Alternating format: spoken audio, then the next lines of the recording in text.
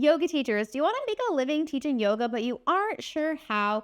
In this video, I'll be sharing a way for you to make money teaching in-person yoga classes. If you haven't already, hit that subscription button and the notification bell to be notified every single time I share a new video giving yoga teaching tips. Let's be real, making a living teaching full-time at studios is really unlikely. Let's break it down and explore better strategies. The average pay for a yoga class at a yoga studio is $30 a class. If you're aiming to make $5,000 a month, that means teaching 42 classes a week or 6 classes a day. That is nearly impossible. Not only would that lead to probably your burnout, but you drive yourself crazy driving around from studio to studio, picking up checks at different days, at different places, and it'll just be exhausting. So let's explore a better strategy. So instead of focusing on studio jobs, let's talk about how you can build your own in-person yoga community and make more money teaching yoga. 5 steps to build your own in-person yoga community and make more money teaching yoga. Step number 1, find a location to teach yoga at. First, start by thinking about places you already go, frequent, and absolutely love. These places could be ideal for hosting your yoga classes at. Consider options like parks or beaches, although you will need to check for legal permissions here. You might need a permit to do something like that. Or it could be your favorite coffee shop that you frequent, your favorite brunch spot, a juice bar, a spa, a chiropractor office, or even retail stores. Make sure you have a clear agreement with the space that you choose. Will you pay them a flat rate for using their space? Will you do a profit share? Will they get a percentage of how much you bring in? Or will they let you use their space for free because you're bringing customers to their storefront? Wherever you choose, make sure you have a clear agreement. It doesn't have to be like a legal document, but I definitely recommend typing up a Google document where you're going to say the time that you have, the time that you're going to use the space, the cost of using the space, the expectations of you using the space, and then for them to provide the space. So just having a document so it's clear for both you and them. Step number 2 is to pick a date and time. Consistency is truly key. I recommend picking a consistent date and time. For example, like the first Saturday of every month from 10 a.m. to 11:30. It will take time to build your community, but consistency will help. Step number 3 is to design a signature class. Think about offering a signature class that sets you apart from everyone else doing yoga in your area. For example, I've done consistent classes like Reiki crystals and oils or Flow and Connect, and the format stays the same, but the theme each month changes.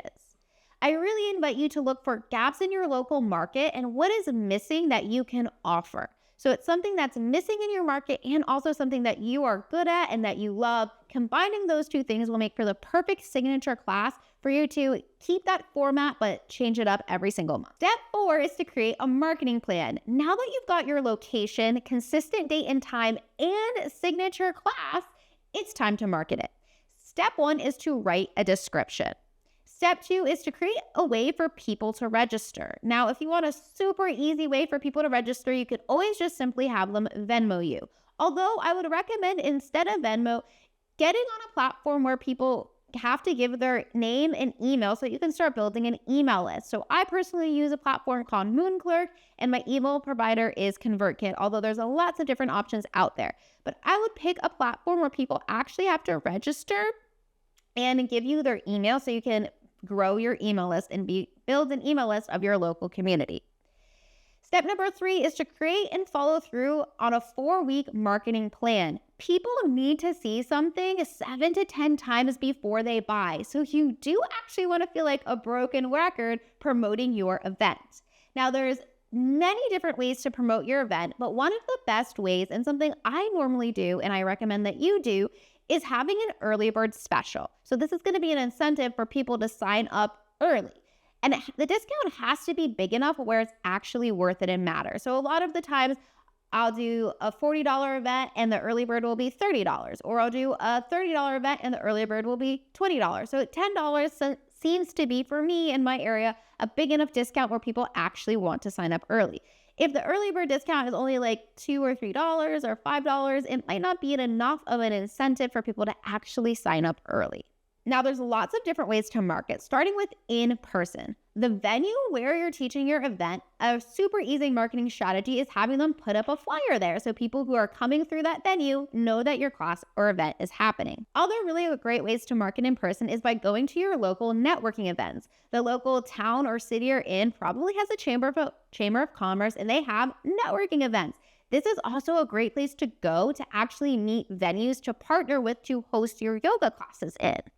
Now, marketing online, of course, you have your personal or maybe your business Instagram, the venue's business Instagram, definitely making posts regarding your event on your feed and in your stories about the event. But another really great way is going into Facebook groups of your local area and posting about your event, making sure, of course, that you have the group owner's permission or you're following the rules of that area. But you can find local, like yoga classes in your area, or even just things to do in your area and promoting your event in those local Facebook groups as well.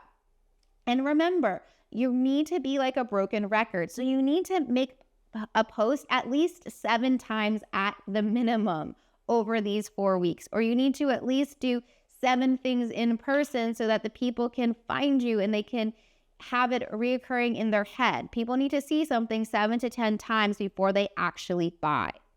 So it's good to be like a broken record. After your first event, once you've gotten your ticket sales, you will now have started an email list. And so now every single month when you're having this event, you can email those people who've already come to your event about the next event with the early bird discount. And the more that you do these events and the more that you get out into the community, the bigger your local email list will grow. And this is one of the best ways to market your events, is for you to build your own local community and your own local email list. And every time you have an event, email out those people.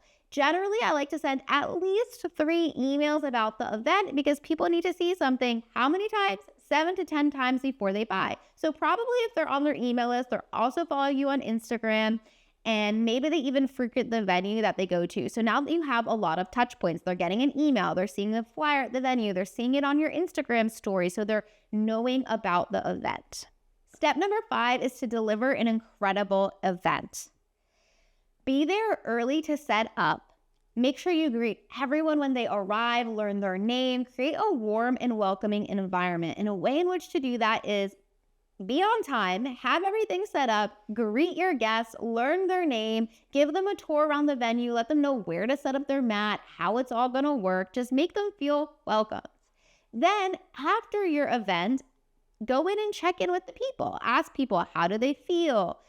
Send them a follow-up survey to gather their feedback on what they really liked, what they wish was different, any feedback or suggestions that they might have.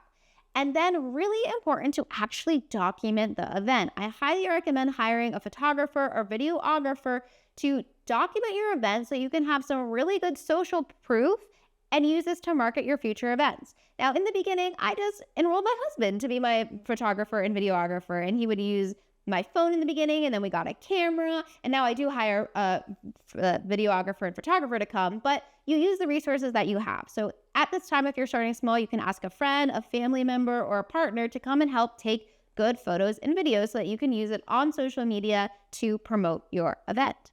Step number 6 is to repeat this each month and grow. You really only need to repeat the steps of marketing your event and delivering a good event because you're already going to have your location, your consistent date and time, and your consistent signature style. But each month your signature style could change, right? So it's always, say, we'll use my example of flow and connect. It's always flow and connect, but maybe one month it's ground yourself. The next month it's love yourself. The next month it's, flow and connect something else. I can't think off the top of my head, but the signature style will stay the same, but maybe the theme that you do will change each month, so it keeps it fun and exciting.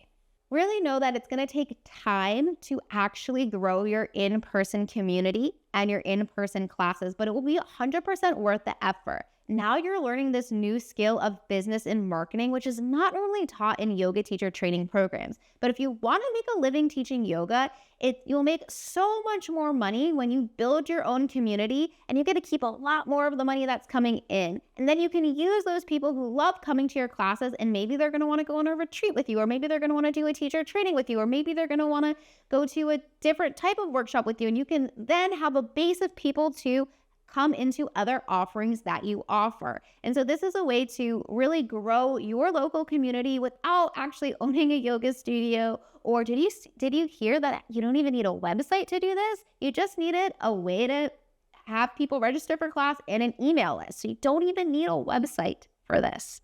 So you can use me as an example. For example, when I moved to Orlando, I found a local yoga studio that I could rent for $200. Now, they didn't do any of the marketing. I just rented the space. I taught my signature Yoga for Yoga Teacher workshop, and I had 27 people sign up. I did an early bird offer of $33, and the full price was $40. I grossed $954, and I netted $754 from this event.